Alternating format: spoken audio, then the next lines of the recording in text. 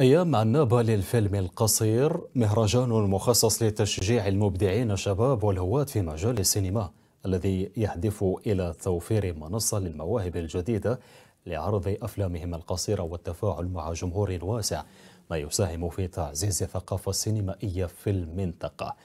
المتابعة لحسام الدين العبيدي. تكلمنا على هذه الأيام فهي نوعا ما متميزة على الأيام، على الطبعات اللي فاتوا 22 طبعة اللي فاتوا. وفي هذه الطبعة تصنع الأفلام أثناء الأيام، ما تصنعش يعني قبل ثم يشارك بها. عدد الأفلام المشاركة يفوق 30 فيلم. كانت لنا مشاركة في أيام عنابة بأفلام قصيرة، وكان عندنا فيلم شاركنا فيه العنوان تاعو الموت الأبيض، وماذا بينا بالتوفيق لكل واحد اللي شارك معنا.